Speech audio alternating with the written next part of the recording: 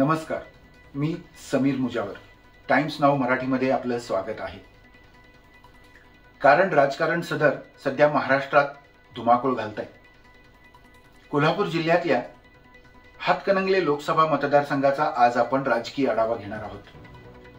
हातकणंगले लोकसभा मतदारसंघात महायुतीला उमेदवार देताना चांगलीच कसरत करावी लागणार आहे अशी चर्चा या मतदारसंघात ऐकायला मिळत आहे.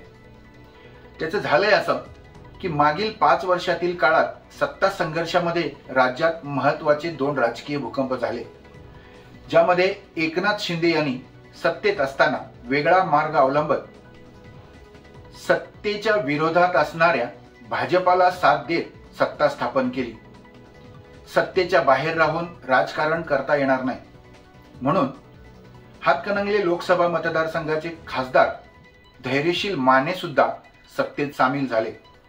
पण हातकणंगले लोकसभा मतदारसंघाचा विचार केला तर फोडाफोडीचं राजकारण इथल्या मतदारांना रुचलेलं दिसत नाही. गेल्या 4 वर्षात माने यांचा जनसंपर्क सुद्धा कमी झालाय, त्यामुळे लोकांमध्ये नाराजी असल्याचं चित्र आहे. काही ठिकाणी खासदारच हरवला असे फलक लावून त्यांचा निषेध सुद्धा करण्यात आला होता.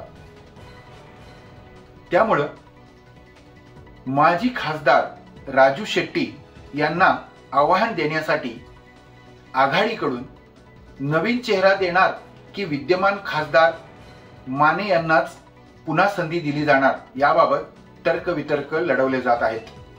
हातकणंगले लोकसभा मतदारसंघामध्ये 6 विधानसभेचे मतदारसंघ समावेश आहेत. यामध्ये शाहूवाडी, हातकणंगले, इचलकरंजी आणि शिरोळ हे कोल्हापूर जिल्ह्यातील मतदारसंघ, तर इस्लामपूर आणि शिराळा हे सांगली जिल्ह्यातील मतदारसंघ आहेत. हातकणंगले लोकसभा मतदारसंघाचा इतिहास बघितला तर या मतदारसंघात पहिली निवडणूक 1962 साली झाली होती. या निवडणुकीमध्ये काँग्रेस पक्षाचे कृष्णाजी लक्ष्मण मोरे यांनी रिपब्लिकन पक्षाचे दादासाहेब मल्हारराव शिर्के यांचा 99,683 मतांनी पराभव केला होता. पुढे 1967 मध्ये झालेल्या निवडणुकीत शेतकरी कामगार पक्षातून MVRC भोसले यांनी काँग्रेसमध्ये असणाऱ्या SP.T. थोरात यांचा पराभव केला. 1971च्या निवडणुकीमध्ये काँग्रेस आणि शेतकरी कामगार पक्ष पुन्हा आमने सामने उभे ठाकले. यावेळी काँग्रेसचे दत्तात्रय बाबूराव कदम यांनी शेतकरी कामगार पक्षाच्या त्रिंबक सीताराम कारखानीस यांचा दारुण पराभव केला. यानंतर काही कारणास्तव हातकणंगले लोकसभा मतदारसंघ हा इचलकरंजी लोकसभा मतदारसंघ म्हणून रूपांतरित करण्यात आला. त्यानंतर खासदार बाळासाहेब माने आणि कल्लाप्पा आवाडे यांनी सुद्धा या लोकसभा मतदारसंघातून प्रतिनिधित्व केलं. 2008 पर्यंत हा मतदारसंघ इचलकरंजी लोकसभा मतदारसंघच होता. पुढे 2009 साली याचं रूपांतर पुन्हा एकदा हातकणंगले लोकसभा मतदारसंघ म्हणून करण्यात आलं. 2009च्या निवडणुकीमध्ये स्वाभिमानी पक्षाचे राजू शेट्टी यांनी राष्ट्रवादी काँग्रेसच्या निवेदिता माने यांचा 95,060 मतांनी पराभव केला. यानंतर 2014च्या लोकसभा निवडणुकीमध्ये पुन्हा हे 2 पक्ष आमने सामने आले. यावेळी काँग्रेसकडून कल्लाप्पा बाबूराव आवाडे आणि पुन्हा त्यांच्या समोर स्वाभिमानी पक्षाचे राजू शेट्टी उभे ठाकले. राजू शेट्टी यांनी 1,77,810 मतांनी कल्लाप्पा आवाडे यांचा पराभव केला. अशा प्रकारे सलग 2 वेळा खासदार राजू शेट्टी हे हातकणंगले लोकसभा मतदारसंघात खासदार म्हणून कार्यरत राहिले. यानंतर 2019च्या निवडणुकीमध्ये माजी खासदार निवेदिता माने यांचे सुपुत्र धैर्यशील माने हे शिवसेना पक्षाकडून उभे होते. यांच्या विरोधात स्वाभिमानी पक्षाचे राजू शेट्टी होते.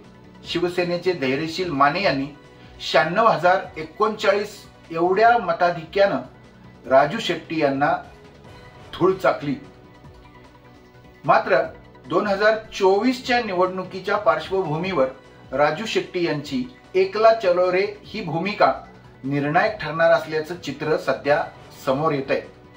तरीही हातकणंगले लोकसभा मतदारसंघासाठी अनेक मोठी नावं चर्चेत आहेत। यासाठी माजी खासदार कल्लाप्पा आवाडे यांचे नातू आणि माजी मंत्री, विद्यमान आमदार आणि भाजपसोबत असलेले प्रकाश आवाडे यांचे पुत्र राहुल आवाडे यांचं नाव सुद्धा आता महायुतीच्या पटलावर असल्याची चर्चा आहे।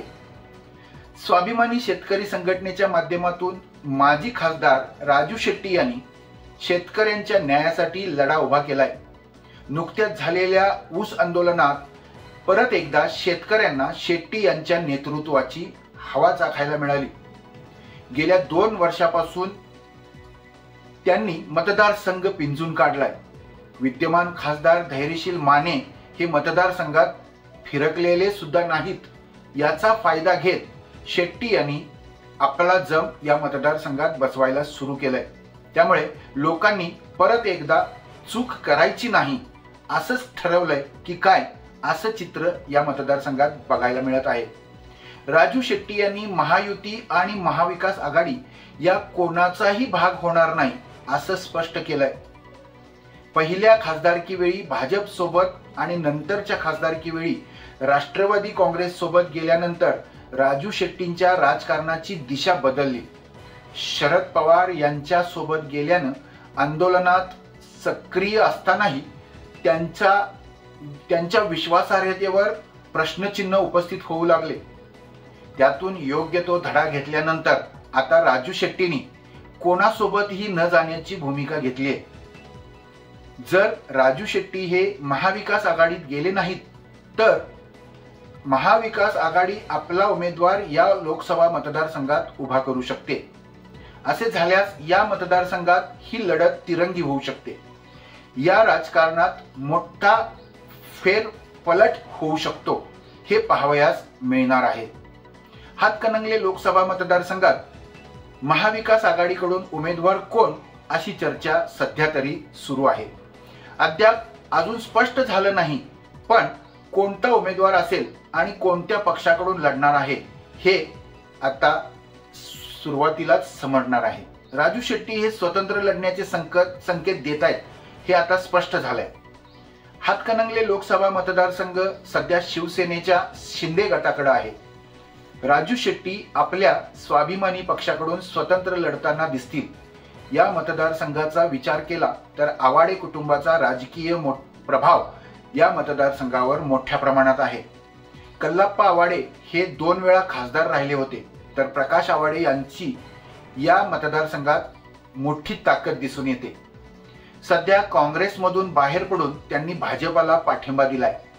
जिल्ह्यातील महत्त्वाचे राजकीय निर्णय घेताना आवाडे यांची महत्त्वाची भूमिका आणि भाजपच्या अनेक मोठ्या नेत्यांचा संपर्क वाढल्यानं कदाचित आवाडे यांच्या कुटुंबाला उमेदवारी मिळण्याचे संकेत दिसून येत आहेत। तसेच जयंत पाटील यांचे सुपुत्र प्रतीक पाटील यांचंही नाव या मतदारसंघातून लोकसभेसाठी चर्चेला आहे।